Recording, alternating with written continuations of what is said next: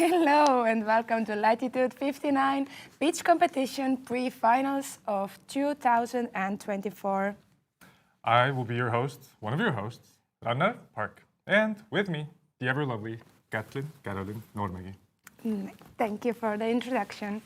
So, I don't know if you have heard, but we have been gathering money for a year now, and we have another million to give away. But who put that million together? For that, we have lovely 4 juries with us today. First of all is the most amazing Martin Goroshko, who is the lead investor and board member of EstBAN. Hello, hi. I love that. Then, of course, the ever-esteemed Gaspar Heini from Specialist VC. Hello. Welcome, welcome. Third, we have the lovely Kati Ristkok from Cleantech Estonia, and she is the CEO. And last, but definitely not least, the evergreen Erkki from Siena Future Ventures. Hello. Thank you all for joining us, and I think we can continue. Well, but we have to talk about what they're competing for in addition to the million. Yeah, we have the million, but I think we have like 7 more prizes to give Some extra away. stuff. Yeah? Yeah. Do you know any of them? Well, I have them here, so I can read them to you if you want to.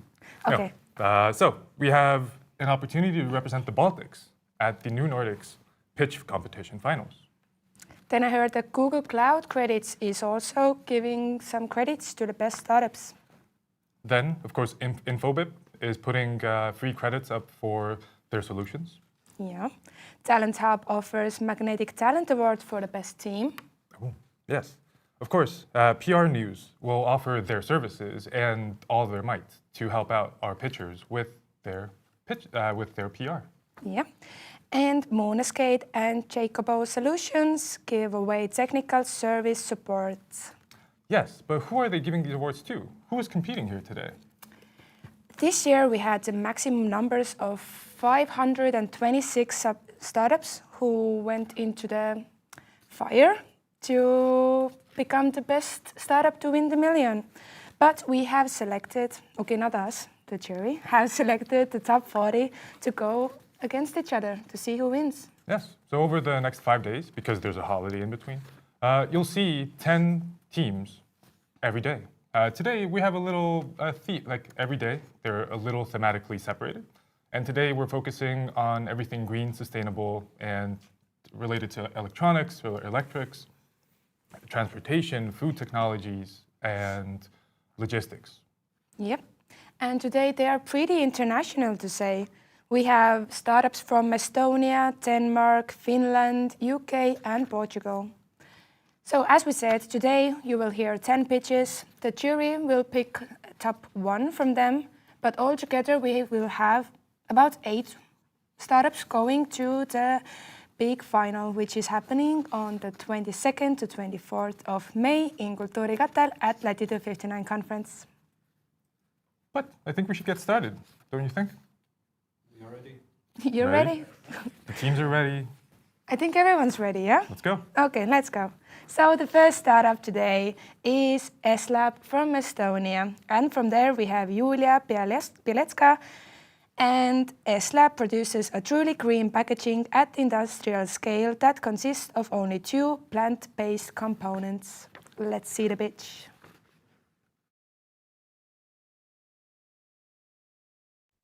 Hi. The world has finally decided to change. In just a couple of years, all the packaging has to be recyclable or reusable. This means that we need to eliminate 15 billion kilograms of polystyrene produced every year in the packaging industry. SMBs and corporations are already under the pressure of sustainability regulations and customers' choice, where eco-friendly packaging is a must. That's why we created S.Lab and introduced a truly green packaging solution that consists of only 2 plant-based components. One is agricultural waste, the other one is mycelium. Mycelium is a network of mushroom roots, and we use its binding power to create a strong and reliable material. S.Lab packaging has the same features in terms of durability, waterproof, and thermal insulation, but after the usage, it will fully decompose in just 30 days. So it is a natural replacement of polystyrene that can be applied in several industries, and our customers can say goodbye to polystyrene and embrace the power of a truly green packaging. Speaking of customers, We already have clients who rely on us for their monthly packaging needs. We have a pipeline of the future customers, and we run a successful pilot with L'Oréal already. We closed our first investment round, and at the moment, we are building an automated production line using our own patented technology that will enable us to produce material at the industrial scale. And to have even more exposure, we have unlocked scalability with a simple solution where we optimize production line to fit into the 40-foot containers that will serve as the mini factories and then will be deployed at the customer's premises. So that's where packaging is produced, and this way we go global by creating a network of the mini factories around the world. The worldwide packaging market is worth 1 trillion euros per year, and by providing biodegradable polystyrene, we are going to capture 1 billion euros market share within the next 5 years. We are a team of 10 with 2 co-founders who have a complementary experience in biotechnology, hardware engineering, project management, logistics, operations, business management, and we do not want to do anything else but build future of the packaging industry. So join us. Thank you very much. I'm Julia from S.Lab. Thank you, Julia. That was a really nice pitch. Before we can continue with the 3 minutes of questions from the jury, we have a little correction to make. Reading can sometimes be hard.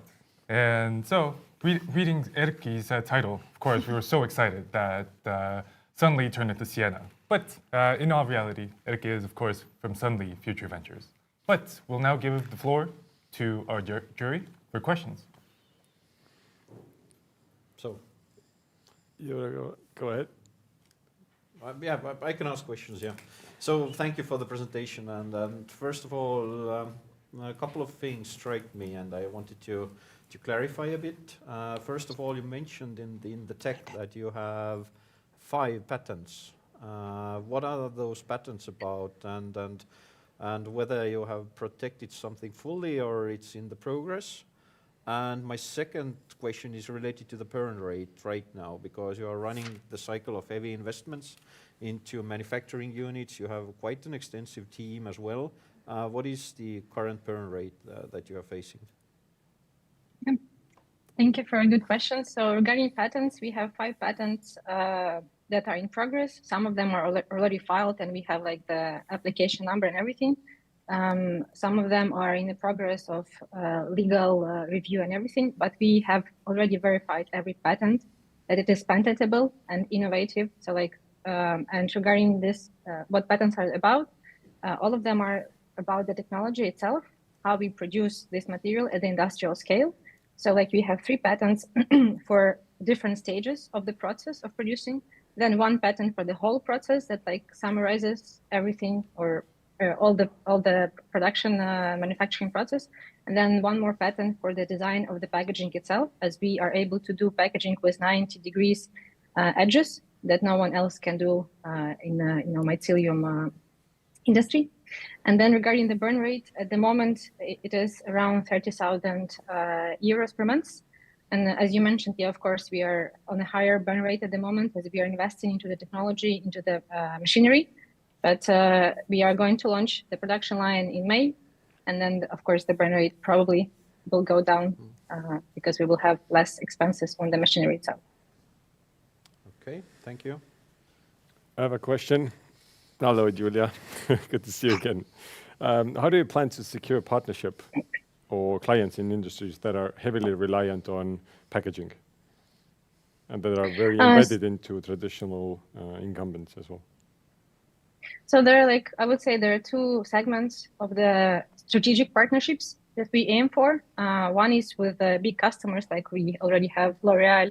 We also spoke with Sony, Samsung, like LVMH, and I would say that probably we spoke with all the biggest corporations. And all of them have the same need. They are desperately looking for the sustainable packaging solutions in all of the fields, all of the type of the materials, I would say. So we've been trying to be as close to them as possible and raise awareness and introduce our solution and find the opportunities to work with them together. And with, as I mentioned, with L'Oréal, we are already signing a contract to be their supplier. So then, of course, it opens more and more doors by having L'Oréal as our customer. And then the second part of our second segment of the strategic partnerships that we have are with the other packaging companies that currently produce polystyrene or plastics, but they do want to expand their portfolio with sustainable packaging solutions. And because their customers demand this from them, so they see us as their partners, as we can license our technology to them, and then they can sell the packaging that is in demand from their customers. Thanks. Yeah, okay. Thank you, Julia. And Thank I you. think we can move on to the next startup now. Yes, from Denmark, we have BioHalo, presented by Johan Lipton. And if you're wondering what they're about, well, it's probably not video games, but I'm not sure. So let's listen in.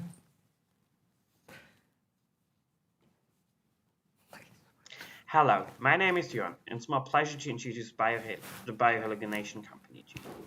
PFAS chemicals, also known as forever chemicals, have a detrimental impact on both human and planetary health.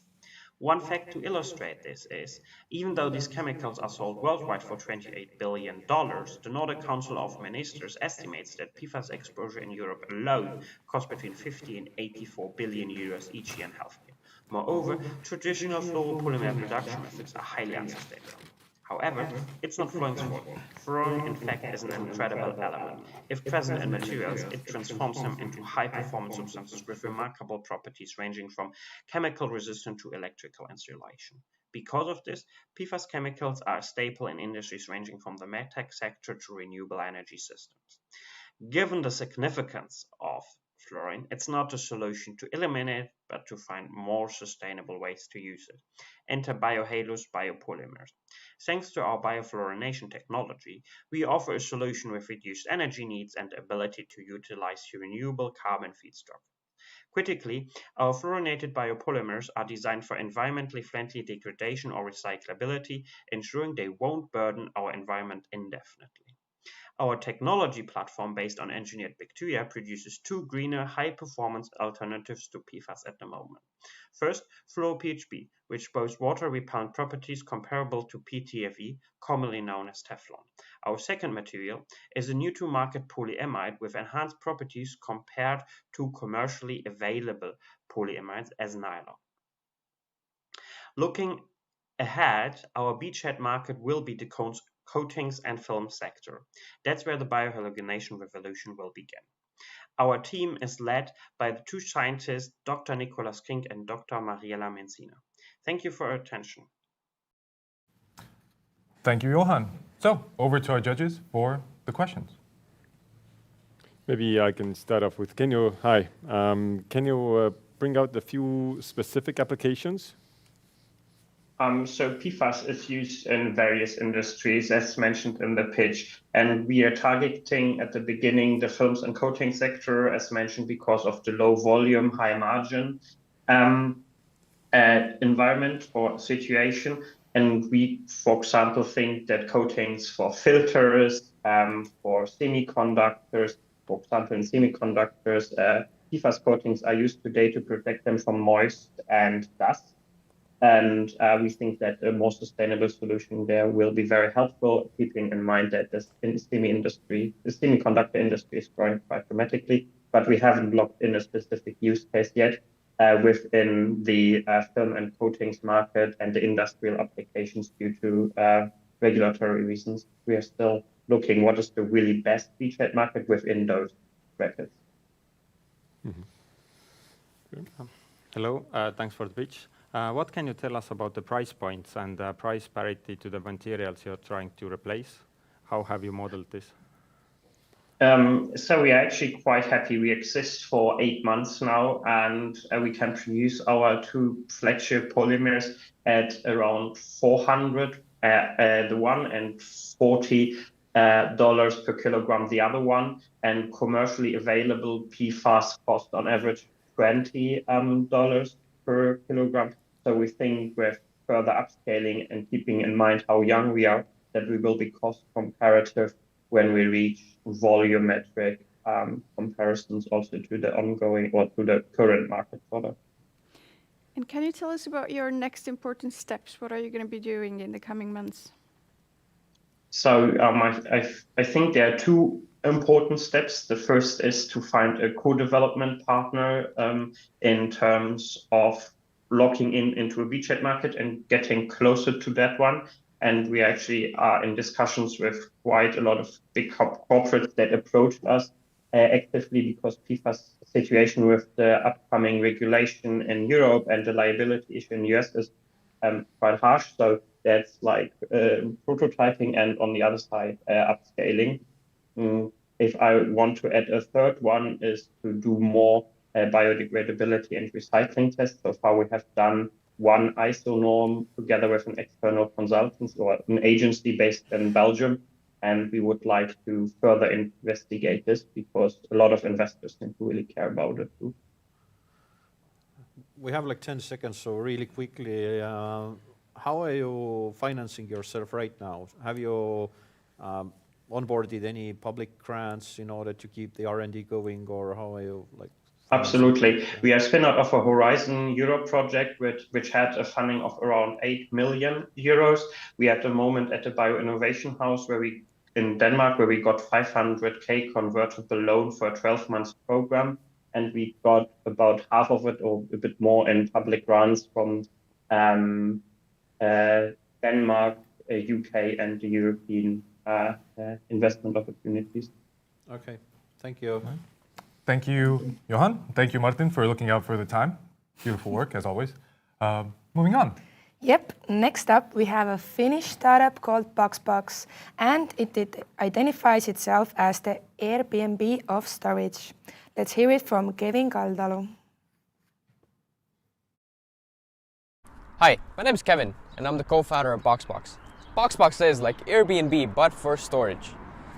In April, BOXBOX reached 42,000 euros in MRR, and we managed over 50,000 square meters in space.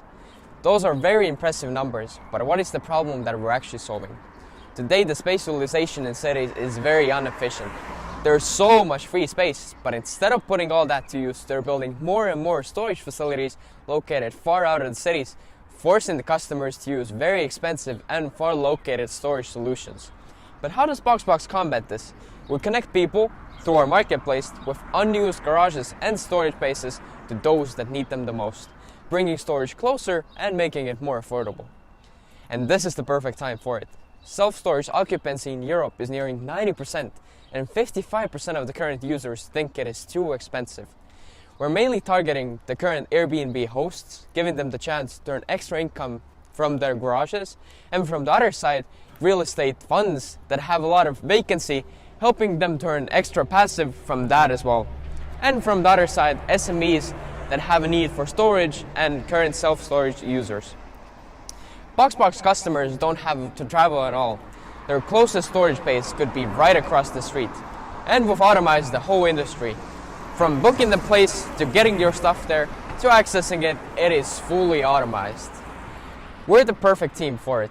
We already have a few successful exits under the belt, and the founder of BOXBOX, Marcus, has been in the storage industry for close to a decade. And in the beginning of autumn, we raised a pre-seed round from the Supersol guys. But how do we make money? BOXBOX operates with a base transaction fee of 15%, and we earn extra revenue from all the other services that we offer. BOXBOX plans to reach 500,000 in monthly recurring revenue, mainly through transaction fees, and we're looking to raise 1.3 million to take over the whole Scandinavian market. Join BOXBOX. Thank you, Kevin. And let's hear it from the judges once again. Well, my first question about it is, if you're functioning mainly on the transaction fees, who takes care of the insurance?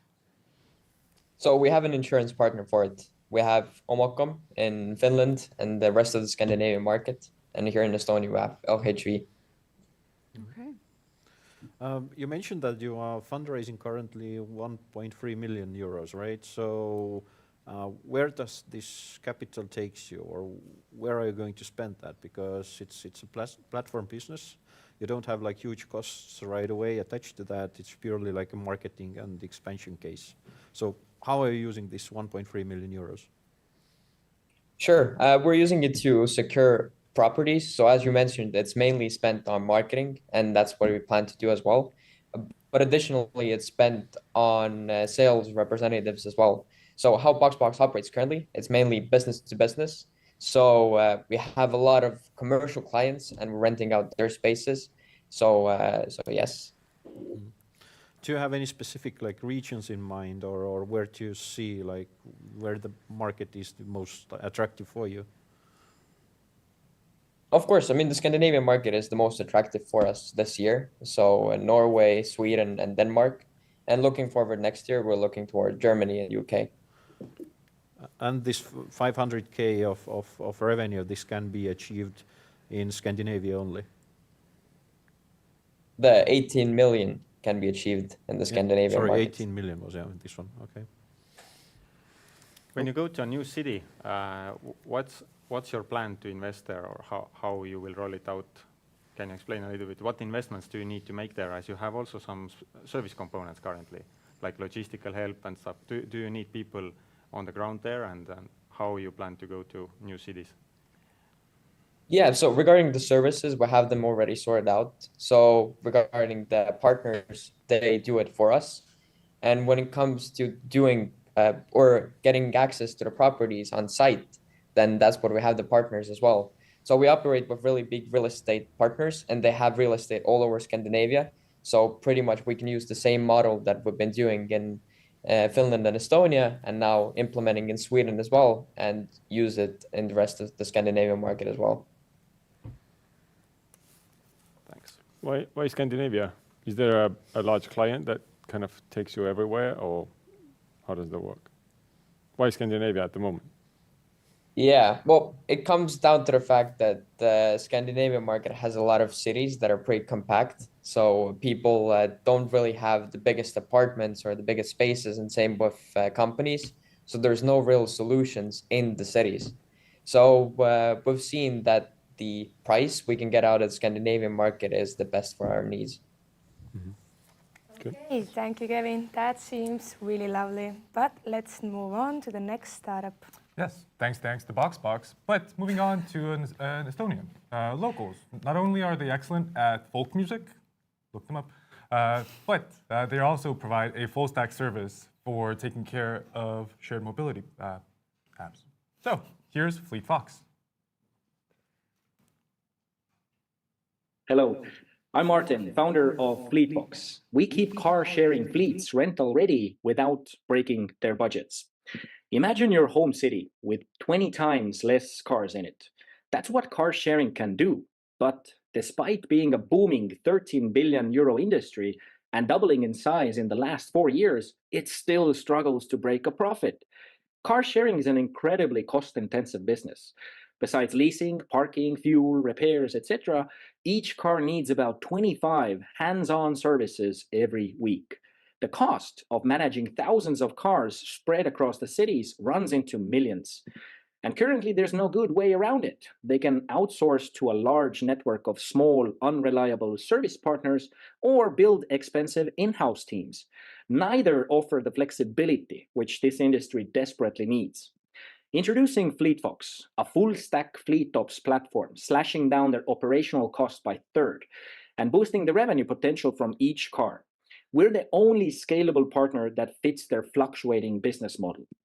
Our game-changing technology automates most in-house processes, minimizing the need for expensive management staff and optimizing everyday logistics for the best possible unit economics. By leveraging all that with gig workers, we maintain a 40% margin from extremely competitive prices. Since pivoting last year, we turned a 300K investment into more than $1 million in sales. We launched 9 markets, turning them profitable in just 3 months.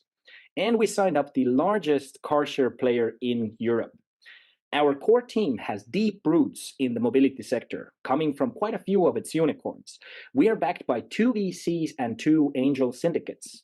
Our business is ready for aggressive expansion, which is why we're raising a Series A to fuel that. We are FleetFox, and I'm inviting you to make shared mobility work. Thank you. Thank you, Martin. So, over to our jury. Thanks for a good pitch.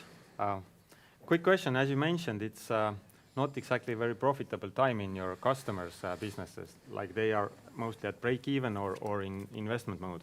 Isn't there just a huge price pressure on your services? Are you able to ask good prices for your services, is basically the question. Yeah. Thank you. It's a good question. So definitely, yes, car sharing industry is facing some challenges, especially if we take like the interest rates, etc.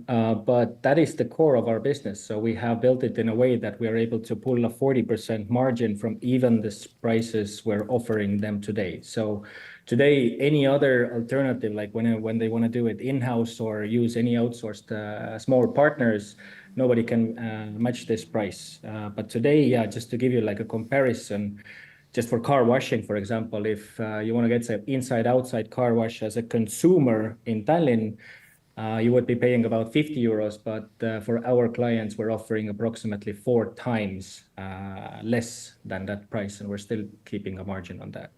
So yes, they are constantly pressurizing us, but also we are improving our processes so we can also meet the demands that they give us as well.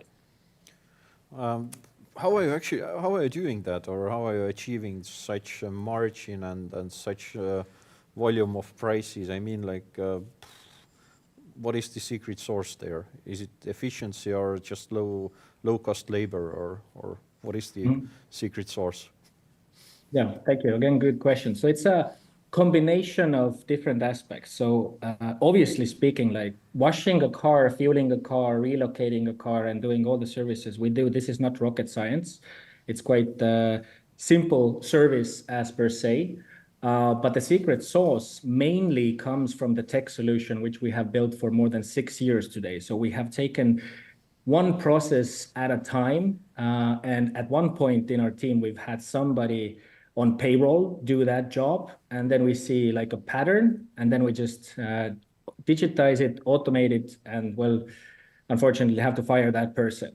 So it's just a matter of automating process after process. We have automated more than 25 processes today.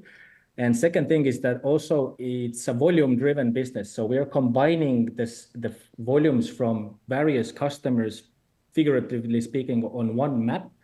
And the more services we can add to that map, the lower is going to be the driving distance. And driving is one of the highest cost in terms of the logistics, which we are optimizing with our system as well, where the system is automatically calculating the most cost-efficient route for each task in a live environment. Okay. And third part is also the model. So that's why we're using gig economy workers as well, because it gives us the flexibility and we can meet the client's prices thanks to that as well. Thank you, Martin. Thank you. Can you like really quickly say, like, I know that you are currently fundraising, like how does this syndicated investment fits in your existing fundraising plans? Perfectly fits, because we are closing our 350K bridge round by Thursday this week, and we're planning to raise as soon as possible the Series A. So I'm already working on building up a Series A, and getting the pitching prize from the Latitude would fill at least half of that. Okay, thank you. Well, looks like someone's well on their way and has great ambition. That's the spirit. But thanks again, Martin. And who's up next? I guess time really flies when you're having fun, because next up we have the 5th startup of the day already. Already halfway done. Oh my. Next up we have Kaspar Kaljas from an Estonian startup called FUNKI. FUNKI is creating a new food from mycoprotein that is tasty, healthy, and environmentally friendly. So, from one Kaspar to another maybe, or some of his friends. We all know that aviation is a massive source of pollution, and we should take a train instead of a plane. The thing is that animal agriculture is a far greater source of pollution, producing globally 6 times more greenhouse gases compared to aviation. But it's not only about the evolving climate crisis. According to the United Nations, the need for protein will critically double by the 2050, leading to a critical protein shortage. I'm Kaspar from FUNKI, and we are using fungi to produce sustainable protein from industrial side streams. Today the size of a meat market is about 1 trillion euros, and alternatives are only about 1% of it. But the market is growing fast. We believe that the future belongs to fungi. Fungi products have great taste and texture, high nutritional value, containing both proteins and fibers, and have environmentally friendly production process, which can be conducted locally and all around the world. In our process, we focus on utilizing side streams by optimizing pre-processing. We work with fermentation for improved production efficiency, and we have the knowledge how to make tasty food from it. Our fillet type product has been very well received by the consumers and chefs, showing the great potential of mycoprotein as a food ingredient. Today we have received a grant to develop our mycoprotein technology, and we aim to finalize it in 2025. We aim to reach the first industrial production by 2030. FUNKI team consists of experts in the field of food research, hospitality industry, and business development. We are currently raising 300,000 euros, mainly to finance technology development. So join our journey to save the planet, bite by bite. Thank you. Thank you, Kaspar, for a funky pitch. Let's hear the questions from our lovely judges. Well, you're really in the business that really speaks to my heart. But my question is, I see that there's a lot of players in the kind of alternative meats and proteins market right now. How are you going to outcompete your competitors and make sure that you're going to be buying the smaller players soon, not the other way around? When we're talking, hi everybody. When we're talking about meat alternatives, then probably we have to talk also like the two main differentials. One part of the players are meat alternatives made out of different like plant streams, and then the other part, for example, is this fungi. In the producers who are making food of fungi, competition is very low at the moment. There are only like a couple of players in the world at the moment.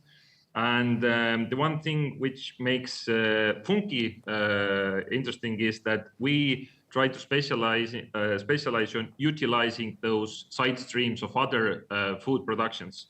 So therefore, we see or we assume at the moment that we are able to provide this raw material with a better price and better efficiency than the others. Or if you're talking about taste, then it's very, very hard to talk about food without actually like having it. So I really hope that during the latitude we can provide you taste it and you understand what is the difference. That sounds like a promise. Yeah. I wanted to ask, how do you plan to educate consumers, or is that kind of the main milestone that you're looking for as well, or how do you plan to engage in the market? The strategy at the moment is to work on both ways. Maybe some of you already have seen the funky pitch before, and maybe I know that some of you have already tried it before. We started initially as like with an end product, and we have the end product, and with the end product marketing, of course, it's important to educate the consumers. But because we are now making this pivot, or we have made the pivot already, and we're now focusing on actually producing the raw material, then the question is very legit. Yes, of course, we have to educate our customers, and therefore we want to do we want to do both things. We want to produce the raw material, and at the same time, bite by bite, giving the final product also on the market, so everybody understands that what are the beneficials of having funky or funky types of food. You mentioned that you are going to manufacture full scale 2030, right? Okay, why does it take so long time, like 5 years, to accomplish that? To build up like an actual food technology production, this is most time consuming. We hope to, with this like 300,000 euros to develop our production to the next level in a way that we are ready to start scaling it up. And when we have finalized this, then it takes like minimum 3 years to build up like actual facility, which is where it's able to produce this mycoprotein. So physical infrastructure costs, but nothing to do with licensing or anything like that. Yeah, are you going to be a novel food in novel foods category or not? What do you mean by novel food category? Licensing wise. Licensing, yeah. This is an option. This is an option.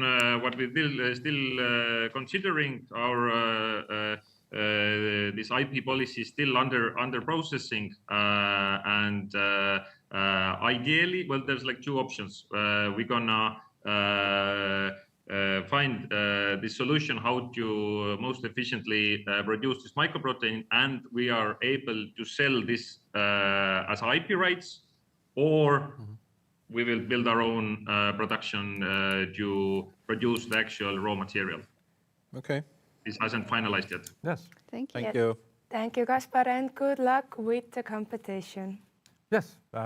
From one fun guy to the next, we move to Lenny Lehman, I'm sorry, from Greenspark, whose impact as a service helps companies embed ESG and engage customers and increase their return on investment.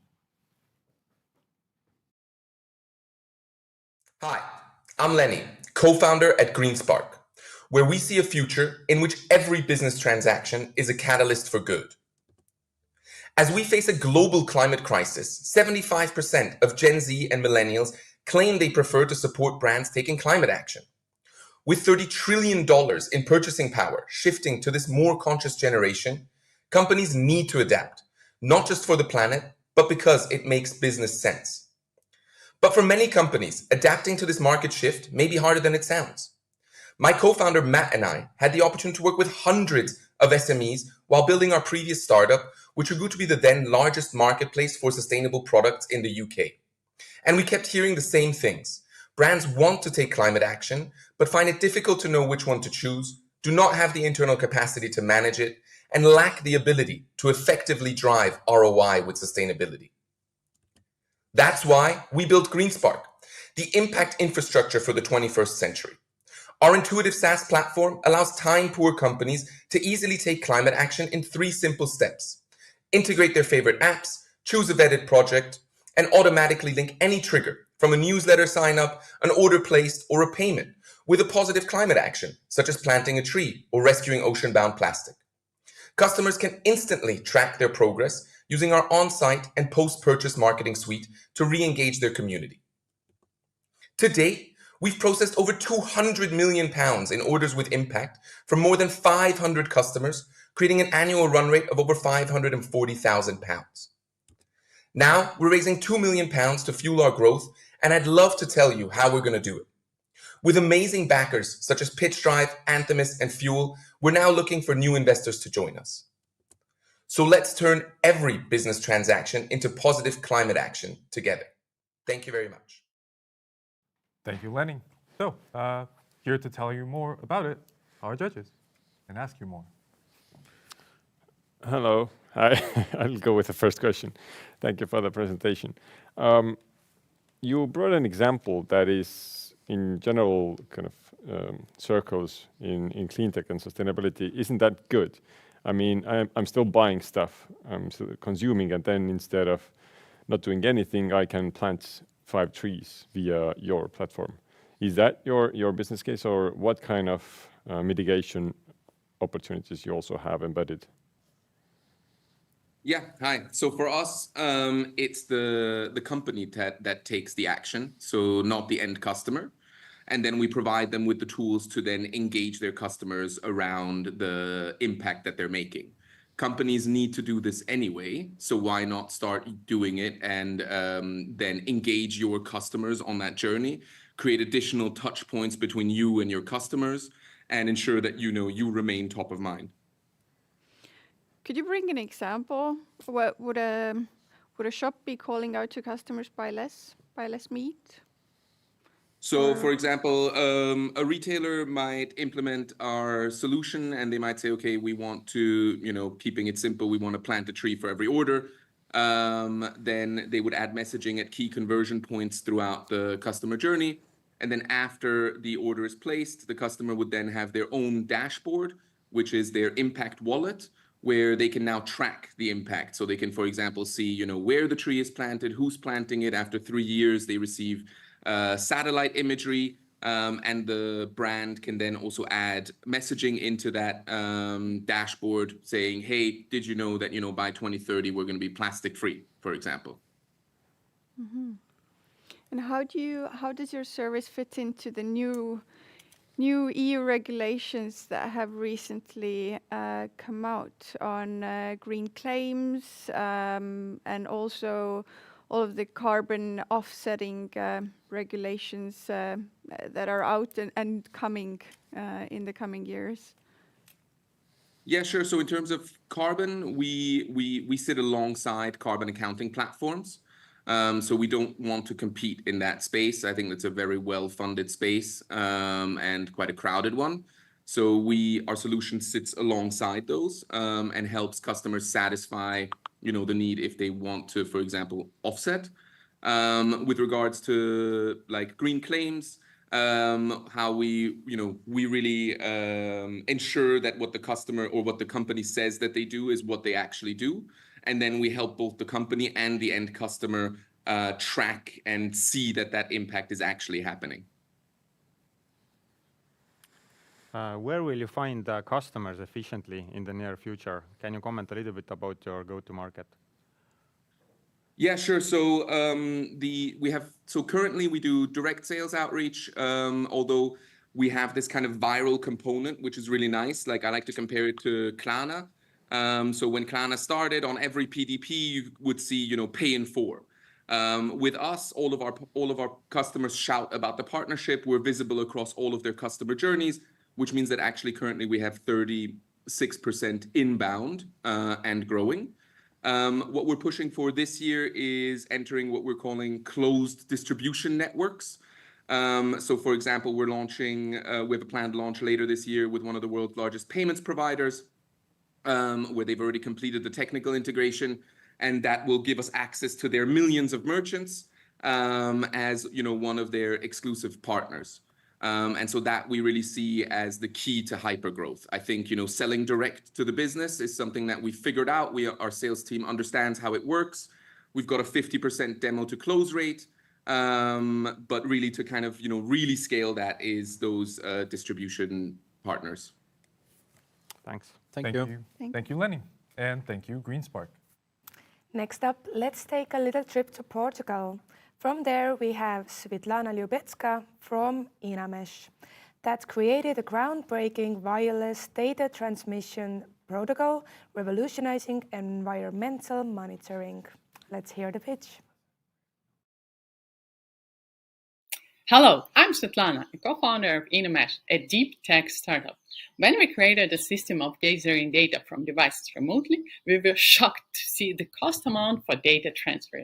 Moreover, it's so large in some cases that many projects are still not implemented yet. But why? Because, for example, to deploy a wildfire prevention system in one forest, it's needed to build its own infrastructure because there are no other options to send data, and it costs millions of dollars. So we have decided to solve this problem and create new opportunity in the IoT world. Welcome our limitless data transmission protocol. Our InaMesh solution includes an innovative algorithm, protocol, and network management system. It enables the creation of limitless networks where a lot of gateways and GSM connections are no longer required.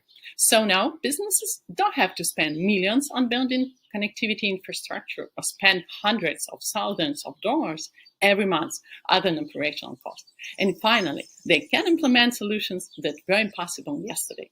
Business sectors in which InaMesh is necessary: environmental monitoring, industrial solutions, energy sector, urban infrastructure. The size of the market only for one of those cases is billions of dollars. We compete with existing protocols. All of them have limitations for the amount of hops and nodes. InaMesh doesn't. We started developing the protocol in 2022. Now we have a hardware prototype for one application use case, wildfires prevention. It was already tested in the real world. We are finishing the MVP and preparing to test the pilot. We are looking for a 300K investment to help us to finish MVP, deploy the pilot, and create commercial product. Here, welcome our team, and we are ready to answer your question. Thank you for your time. Thank you so much, Svetlana. Let's hear it from the judges. Hi. Thank you for the presentation, and I would like to kick off with the questions. You have been like prototyping and developing quite eagerly now for past year. Which are your first commercial cases actually? You mentioned that this 300K investment, it brings you to first commercial pilot. Who is the customer there and what is the use case? The first use case, we have created this prototype that we tested in the real forest. It's for wildfire prevention system. And by the way, we don't have right now commercial product, but we started our negotiation with a potential client for this technology. It's a company that create wildfires prevention system, and they saw the advantage of using this technology for their solution already. Okay. So the deal is, yeah. Do you consider yourself a business to consumer company, or how does the model work for you? No, just business to business, because this protocol is specifically for large-scale solutions. So it's like industrial, so it's not like B2B, B2C. It's only B2B. Yeah. I remember some 5 or 6 years ago, there was a first bankruptcy of a TSO. I think it was somewhere in the US, a TSO that created a huge wildfire. So would that be your potential customer, TSOs? And how do you see that market developing? Wildfires is only one like business domain. Another business domain, for example, right now we are talking about implementation of POC for environmental monitoring in Ireland. So Irish organization decided to monitor all parks, all small like forests, digital forests, they call them digital forests. And they want to set up thousands of devices, and that's why they need to gather data and use or GSM or something. And they want to use InaMesh right now, so together with them, right now, we are in negotiation how InaMesh can help. It's just one and 2, 3 examples. Another example is solar panels. You know, many farms where many solar panels and they need to check damages of panels. This is another case. So we started just from wildfires. And talking about the example you mentioned, yeah, I don't know if it's a good fit. I mean, specifically that company, but the example of solution, probably yes, but I didn't hear about it. Okay. And quickly, maybe, what's the business model behind it? You mean it's licensing or buyout or something like that? Yes. How are you asking money from your customers? Who pays? It can be buyout, it can be licensing for using, or it can be licensing for using that depends on amount of devices. It can be non-limit of devices, like buyout. Like right now, we are in discussion, in negotiation, without limits of devices that can be connected using InaMesh. So it's like buyout in one sector, in one business sector. All right, thanks.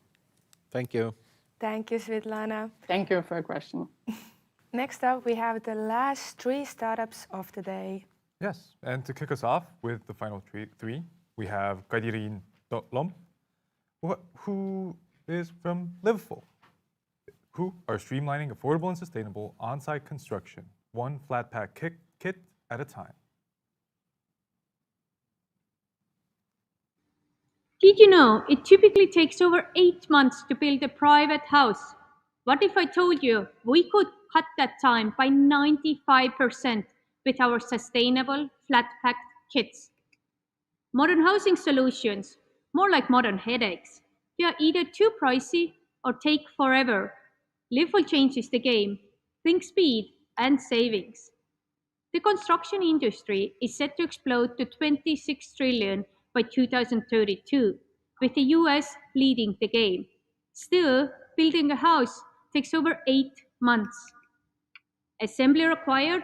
Yes, but think IKEA for entire houses and shelters with our innovative patent-pending flat pack solution.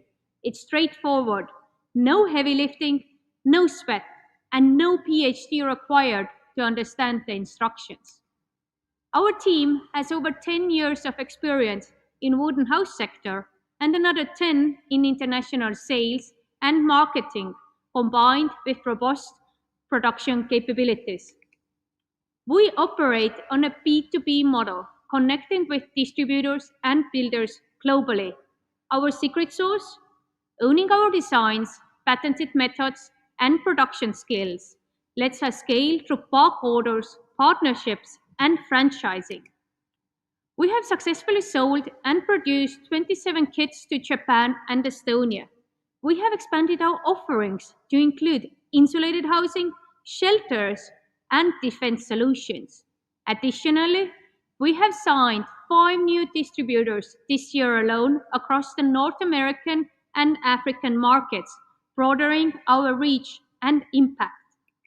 Thank you, and are you ready to help us make the world better, one sustainable house at a time? Thank you, Kadirin, for that presentation. Now, on to our judges. So thank you for the presentation. I would like to ask a bit more about these 27 houses that you have sold. Like, what has been the learning point of your team based on this experience? And maybe you can elaborate a bit on the acquisition cost as well. Like, what is the customer acquisition cost that you faced while sold this 27 houses? Yes, thank you. Very good question. The 27 houses have been produced in two sets. One was Series A production prototype, another one was Series B. We made many multiple advancements to the panel connection methods thanks to the experience and feedback we got from our Japanese partners. As with the first 12 houses, the connection method wasn't as good as required, and now we have finalized the method how to invisible connect the panels and assemble house like you see behind me, like in just a couple of hours. And let's say the first 24 houses have been sold to Japan thanks to one of our partners, and it was quite low acquisition cost, I have to tell there. It's just like the manual work we had to do there, like it kind of crossed our table and we developed the product further with them. But unfortunately, we faced some size criteria on Japanese market, and our focus is not there anymore. And now we're focusing on North American markets. Okay. What's your energy efficiency? Depends. Like we first started with non-insulated house kits, like you can see behind me. The air tightness rate of these houses and invisible panel connection method we have developed can meet passive house standards. And while adding insulation to the exterior layer of the houses, we can achieve with sustainable heating solutions, we can meet zero efficiency like sustainable houses. And thanks to the cross-laminated timber we're using, it's one of top 3 most sustainable materials in the world to use in construction. And yeah. Thank you. Can you quickly comment on your fundraising status and where the money will go next, where you will invest? We are at the moment raising 500,000 to accelerate growth for our team and focus on expanding our distributors network as we work on value-added partnerships. We sell kits to our partners and they can locally add value. in Canada and in US by providing site permitting, assembly services, and finalizing the kits. So our concept is that we can fit 1 to 6 houses into one shipping container, and by our partners adding value locally, they can sell turnkey houses. And that's what we're raising money at the moment, and to enhance our production methods so that we earn higher profit margins there during the production process. Thanks so much. Thank you. Thank you, Gadirin. And I was trying to think of a Liv Tyler pun to end this one with, but I couldn't think of anything, so I'll just give word to you. But nice job trying. Next up, we have Andrei from Plugfree. And Plugfree makes electric vehicles chargers smarter, both for businesses and private customers. Let's hear it. I'm intrigued. The electric vehicle industry is rapidly growing, yet it faces significant challenges. One issue is the complexity of accessing public charging stations. Additionally, many chargers miss advanced user-friendly features. That's where Plugfree comes in. Plugfree makes charging easier. With our app, you can easily locate, operate, and pay for charging in any station. We make charging smarter. With Plugfree, you can save money with Nord Pool and use chargers even with limited power supply. Since launching 3 years ago, we have connected over 500 public and hundreds of private chargers in Estonia, Latvia, and Lithuania. We're partnered with leading industry players like SNAP or Telia. We also cooperate with manufacturers. For example, new ABB projects in the region are operated through Plugfree. For business owners, Plugfree offers a comprehensive management solution. You can integrate your chargers with major apps, including parking apps, and manage your operations through sophisticated dashboards, all with no upfront costs.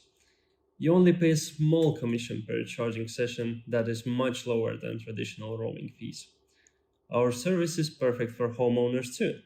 Plugfree allows residential users to take advantage of price and power management tools, and it's totally free for private use. For apartment buildings, our system can even split charging costs among users. Our dedicated team of 4 includes experts like Alexander Karasov, with extensive experience in EV sector and finance, and Andrei Karabeinik, with over 25 years of experience in IT and several successful exits. We are currently raising a round of 1 million to expand our reach. Join us at Plugfree and invest in the future of EV charging.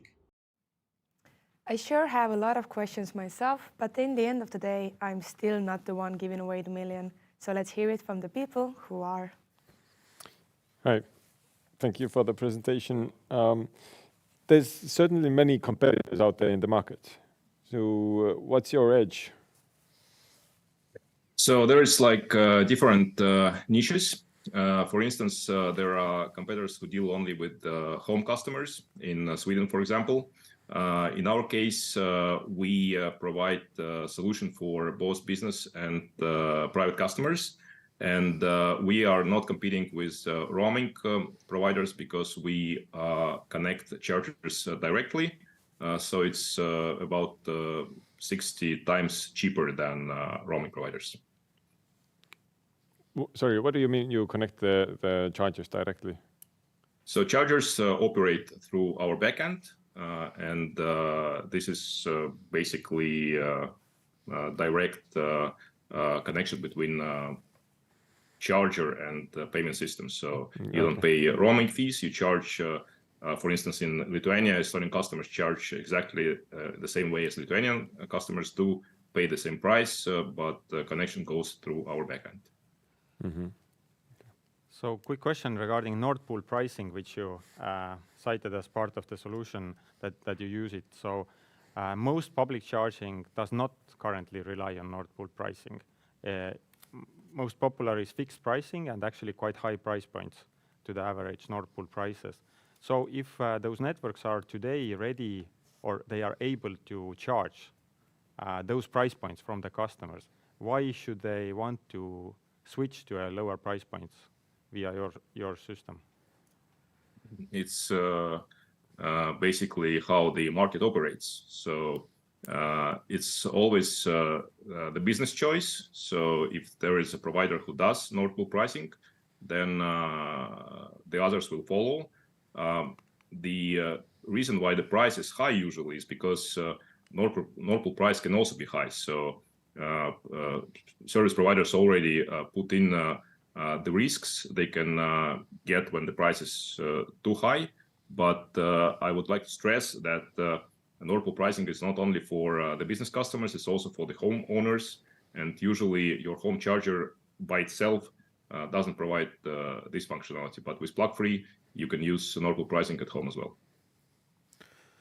Hello, Andrei. How does the home charging thing work? Like you mentioned that you are going to give the chargers free of charge, and then eventually they are going to be like I don't know, crowd-based use cases, or how does it work? Like, no, your charger is not free of charge. You buy it from ABB, for example. Okay. But Plugfree in your case is free of charge. ABB charger by itself doesn't have all those smart functions.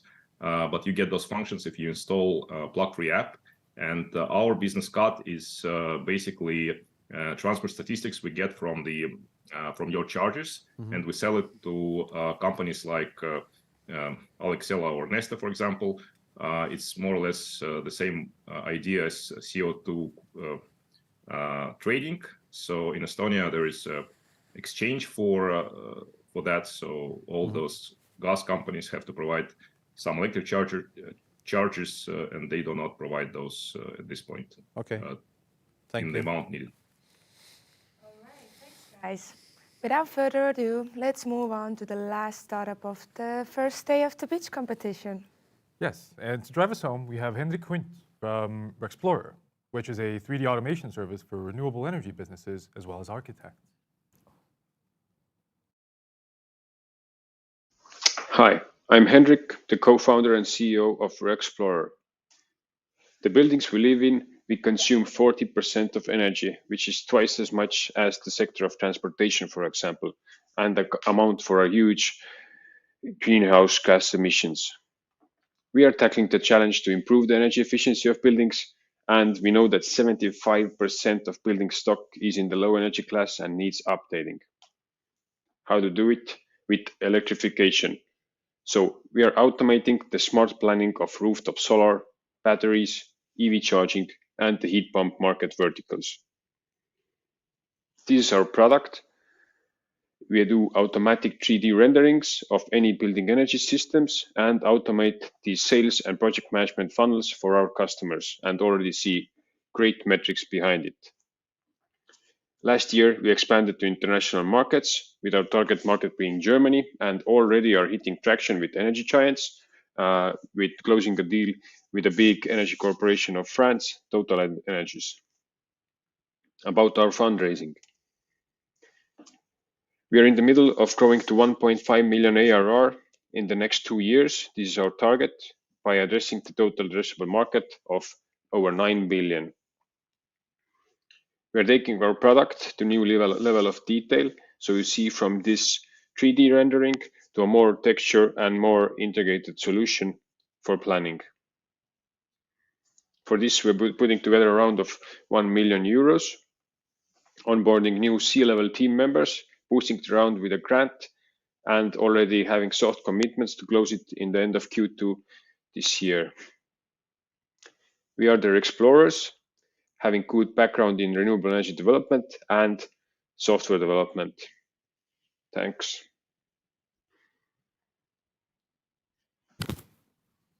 Thank you, Hendrik. And for final questions, our judges. I can start maybe. Hi.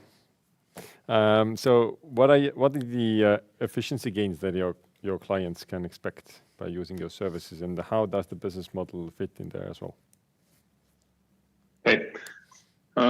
Basically, we are changing up the manual engineering and sales agents work that today is done by like drawing and engineering tools. So the gain is wins in time, and also the automation of sales process that we do by integrating our B2B customers, CRMs, and different sales channels. But today you referred already to the customers. Like, what is the business model that you have implemented on those cases? Like, are they paying you per one 3D model, or how does this part work?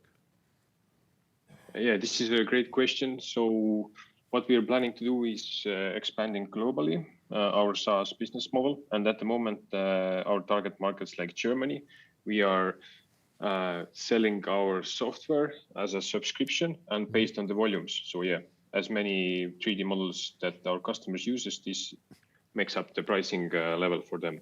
And what is the current MRR of yours? Because there were already like some adapters. So what is the monthly reoccurring revenue that you are making on that? The revenues we see right now are averaging around 11K. Okay. That's good. That's okay. So your customer now is a business, not a consumer. Yeah? Yes. And do you also integrate the storage solutions in your system?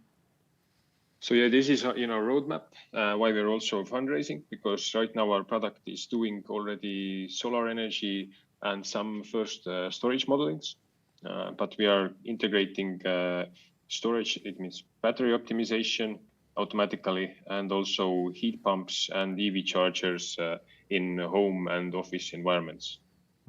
Awesome. What about your team? Like, do you have some new team members, and who is taking care of what exactly? Yes, so we are quite a technical team, and by this round, we are bringing on a C-level marketing salesperson to carry us in the international markets. And aside from that, the technical and the software development will stay mainly the same. So more of these investments and these resources will be allocated to sales and growth in new international markets. The business value you provide to the customers depends also a lot on your base data or this data that you have as an underlying base for your models. So what are some of the ways how you can make this data better, where you will invest in near future? So yeah, this is why we are taking ourselves into a new customer segment that we are targeting more of these energy consultants that already have their own schemes and basically building layouts in their own softwares. So in this case, we're not dependent on high data acquisition costs, but we're using the user input data and only adding our automation layer on top of this. And this is really strategically chosen that because the investments to do everything in 3D, as we have done so far in our target markets, they are getting gradually higher, and it will need a lot of resources to do that. So we have taken a path of using our user input data as the base layer. So really quickly, final thing, like you mentioned that you had some investment commitments out of this 1 million round. Like, what is the scope of those commitments? Yes, so we have been negotiating with B2B SaaS focused funds, and there are some ongoing talks of closing a lead investor. So we have around half of the round soft committed. Okay. Thank you. Good. Thank you. Thanks. Thank you, Hendrik. And thank you to the other 9 startups that have already pitched today as well. So with all 10 startups having finished their pitches, with all the questions having been asked, there's one thing left to do, and that's for our judges to deliberate. Yeah, as we already mentioned, the jury are going to pick one startup from each day of our pitch competition pre-finals, and on the last day, they're also going to pick an extra 4 startups who will be continuing. Who will continue the challenge to win the 1 million. So without further ado, juries, from us, you're free to go make the decision. And what will we do in the meantime? Yeah, no pressure to them. You know, just choosing 1 out of 10. That can't be easy. But, I mean, we could just chat here for a couple of minutes. I'm up to it. You know, tell you about all the fun stuff over the weekend and all the wild garlic that everyone picked because, you know, 'tis the season, of course. But I think we could all use some like blow off some steam. Oh yeah, definitely. Do we have something planned? I think we did. You know, answering insane questions, sometimes less insane, about 1 minute per each question. Not trivia. No. We're not doing that. But we do have a little Kahoot thing set up in the meantime, where all of our founders and pitchers, of course, today can join in. You can play along in the audience as well if you make it. The questions are mostly thematic, about the ecosystem, about Cleantechs, about startups, about Latitude 59 itself. Of course. But in order for everyone to join, I hope that you can see the link on your screen soon enough. We won't play, but we will be here to provide colored commentary. So talking about all the crazy things. We'll be giving you hints, but not really. We'll be, you know, kind of leading you on, but not giving you the answer. As is a good pitch, you know, have to leave them wanting more. Of course. Yes. But I just realized that we talked about all these people and how everyone's come together. But where do you think you would come together if you were a founder? Maybe at an office. Well, but everyone's working from home. Oh yeah. So how do you solve that? That's a tough question, to be honest.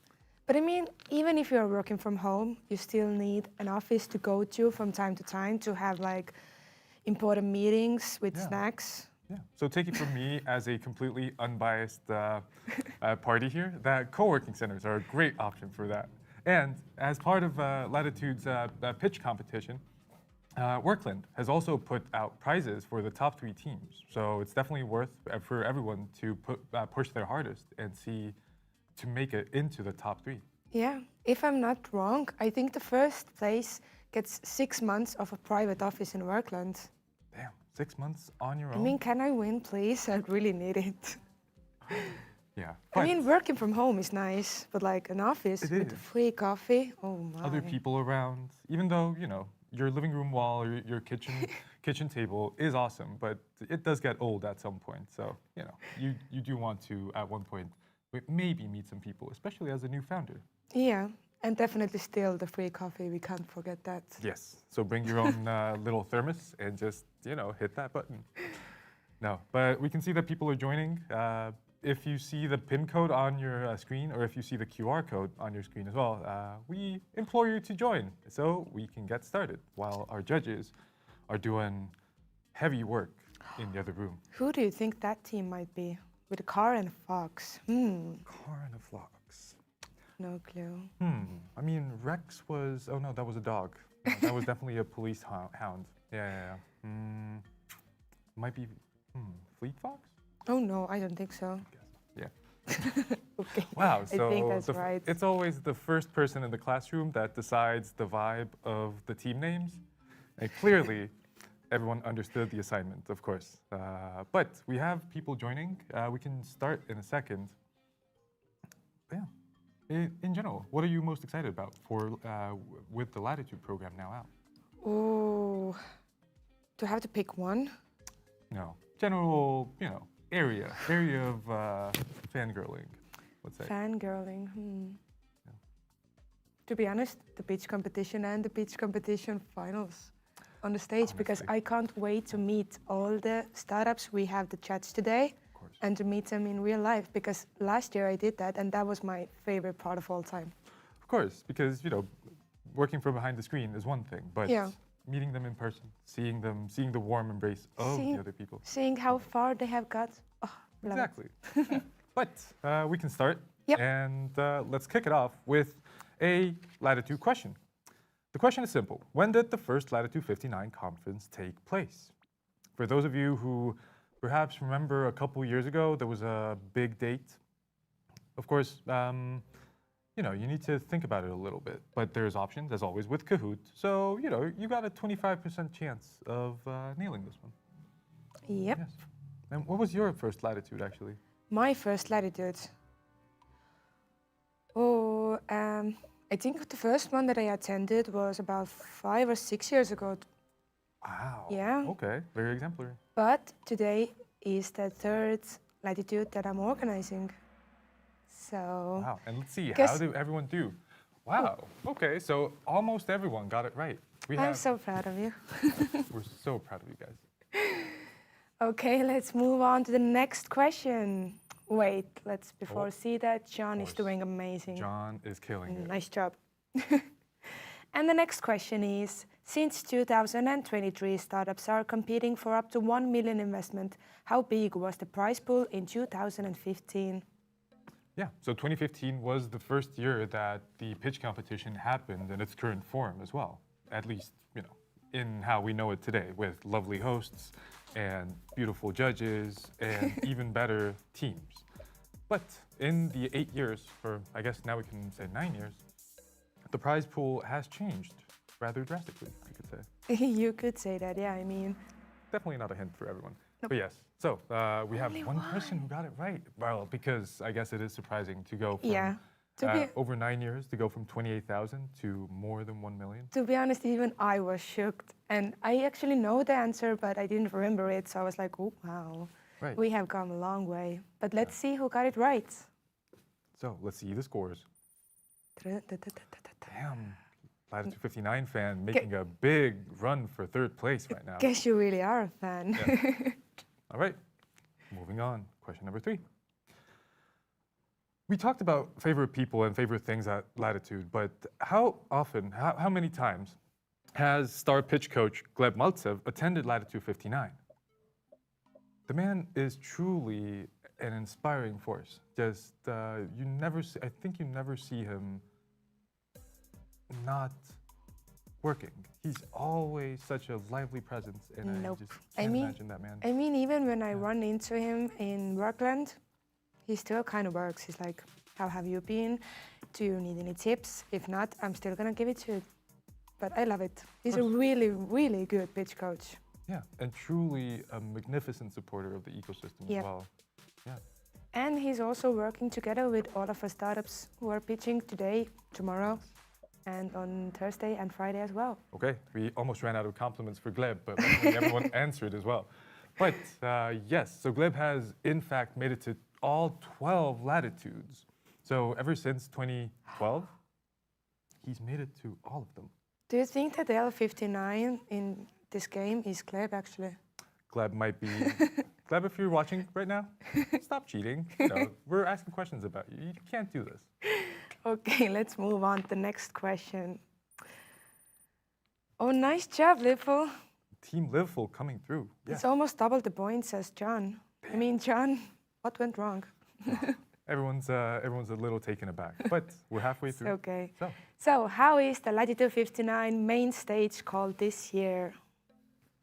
And also last year. Let's see.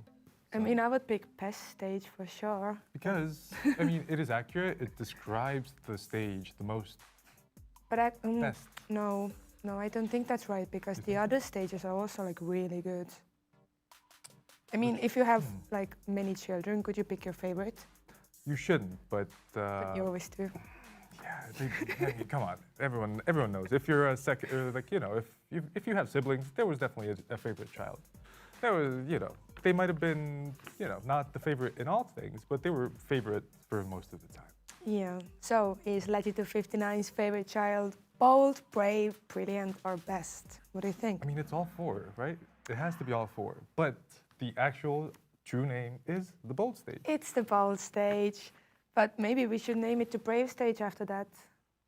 No, I think we're gonna go with bold because we already have the hoodies made and stuff, and it says "Be bold." Well, next year, maybe. Yeah. But also this year we have founder stage, future stage, and pitching stage powered by Google. Little hint: you can find me most of the time in the pitching stage because I'm somewhat involved with it, and I'm really excited because I can see a lot of more startups. Ooh, John coming back with a vengeance, and we can see that there's not a lot of space between the first 4 spots, but we still do have 4 more questions to go. So we'll see how it turns out. So we've been talking about giving away $1 million, but how much has the Estonian startups raised this year already?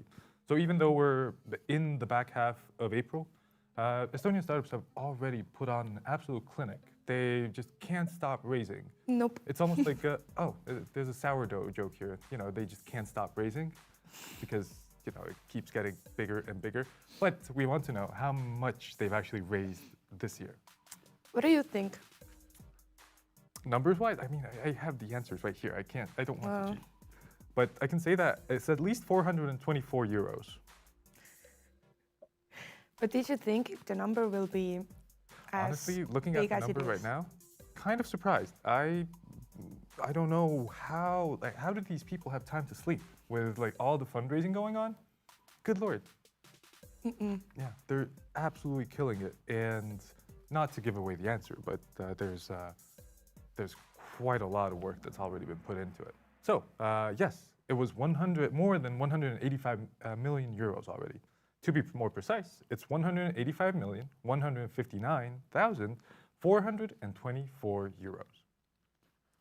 Yep, so I can't wait to see how big the number raises by the end of the year. If we're only 30% done with the year, barely, and we're already absolutely going above and beyond. I mean, what have you achieved in this year? Have you achieved like raising more than 185 million euros? No, I gave my soul to a bank and took on a home loan because I bought an apartment. So, you know. Congratulations. Went the other way. But I see John and Freudian slip there.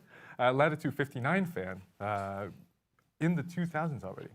Moving on to our third to last question. Yep. Which car manufacturer bought Bolt last year for $6 billion? So this question, actually, it's the other way around. Bolt. Which manufacturer did Bolt acquire? So they, as they are in the mobility business, they thought, why not get in at the ground floor instead of sticking stickers on their beautiful cars? Why not just start making them as well? Yeah. Of course. What do you think? Which one would you like it to be? Ooh. Or like if they could acquire another one, who do you think they could get? I mean, to be honest, I haven't checked the answer, so I can choose whatever I want. I mean, I have a Toyota myself, or I had actually. It had its funeral like a couple months ago. What happened? I mean, it's from 2002. Come on, I'm from before that. I'm still here. You're still here. Oh yeah, I didn't put it that way, but I mean, the car maybe not in the best shape. It needed its rest. Most people, got it wrong actually. But yeah, because they heard me and they were like, oh yeah, it's Toyota. Yeah, it has to be Toyota. They were wow, you immediately in academic research. I think this would be a contaminated research pool. But yes, it wasn't. There was no actual acquisition. So this was a April Fool's joke last year, where Bolt released a statement that they had bought Mazda. But this year they did it with a plane company, no? Yes, Air Baltic. Yeah, Air Baltic. I mean, I just took the Air Baltic plane a few days ago. It was still Air Baltic. Still Air Baltic. So let's see how we did. I think we're okay. John is still holding the top spot. But moving on to the second to last question. Yeah, let's go. It's a picture question. And the question is, what's on the photo? For the credit goes to Õhtuleht, just to make it out there. Yes. And looking at the color, you can probably guess why we put it here, because, you know, there's something green in it. It's somehow Cleantech related, but there's a lot of interesting options on this one. I think all of them are, could be true. All from cloud seeding to summoning northern lights, because Estonians, we do rush to the coast, I feel like, as soon as there's a chance to see the northern lights.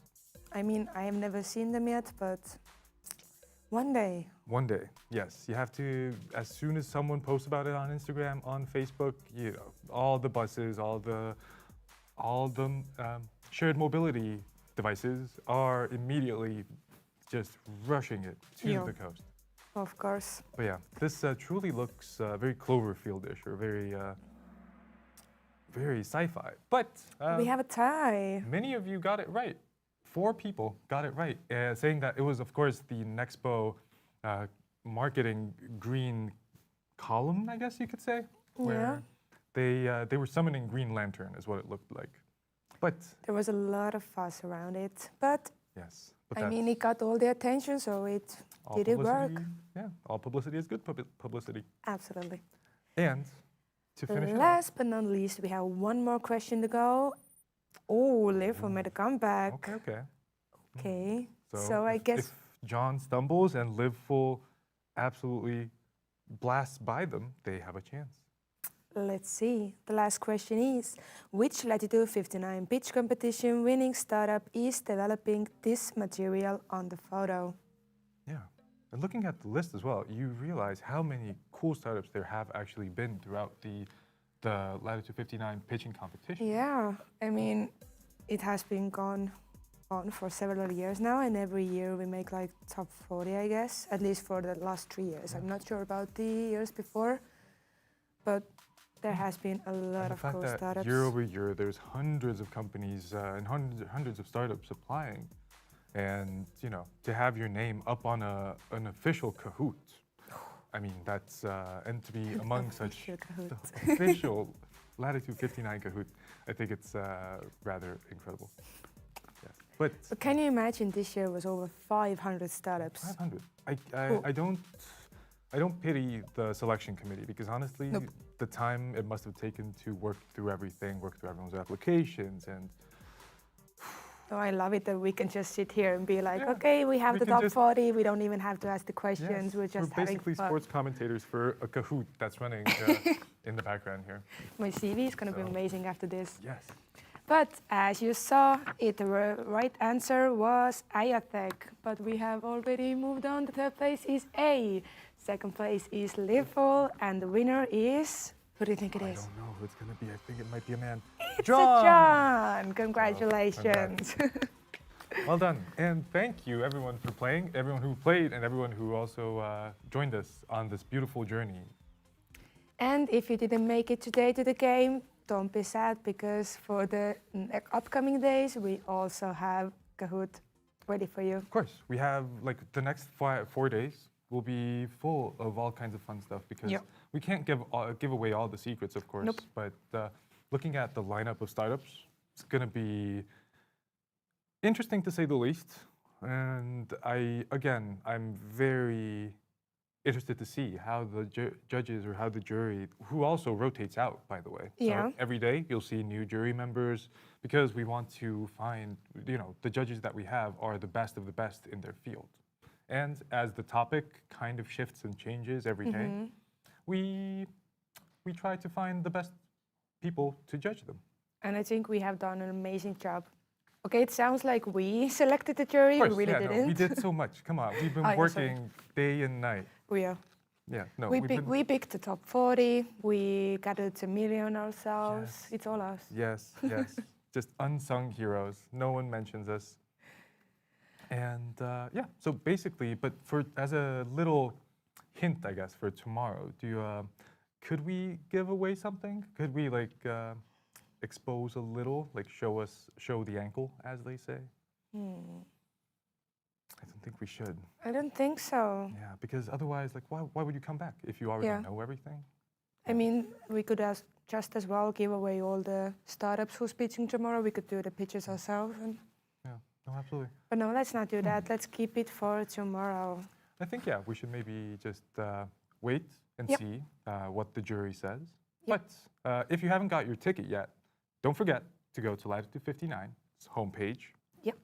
Find the ticket section, get your ticket, because, come on, you don't want to be left behind the door. You don't want to see that sold out sign and then realize that you're missing the conference of the year. I mean, you can see the pitch competition online, but I'm not sure. Actually, I am sure that you're not going to see the Latitude 59 whole conference online for free as well. So you better hurry and get your tickets, because I think every year it has been the same problem, that everybody's like, can I still get a ticket? But it's been sold out for a long time, so but we don't want to be them.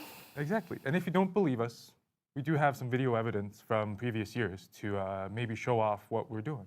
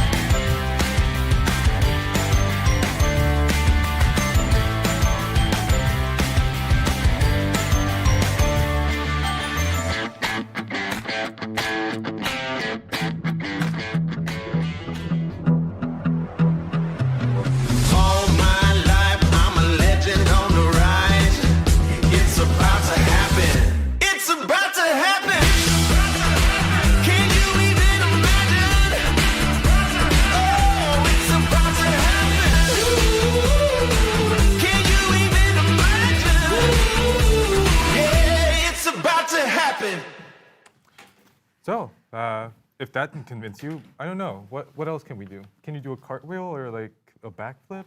I mean, I can, absolutely, but I don't have room in here, so I won't. Save something for Friday. But I guess it's really about to happen now because I can see that Jerry is already back. Did you come up with an answer? Who's going to win today? Nope. Yeah. Nope. No. Not today. Call it a day. Okay, thank you for having us. Let's see you tomorrow. Yeah, so yeah, as you can see, then actually we were running just back because we took all the time that was enabled for us. But anyways, it was very complicated because around 4 companies were neck and neck basically. And as we had this discussion, we basically understood that, okay, we kind of see like new trends happening right now. It's gonna be mostly related to material technologies, mostly. But we also enjoyed a couple of platform businesses. And as of today, we need to announce only one company who is going to proceed. Then I'm rather sure that on Friday, we are going to have some runner-ups coming from this very batch as well. But I don't know whether you're ready. Can we announce the company, right? I think we are ready. So Okay. let's give it a drum roll. The winning company of Monday is the company called S.Lab. Hooray! Congratulations. See, it pays to be first in class. How are you Thank you very feeling? much. How are you feeling, Julia?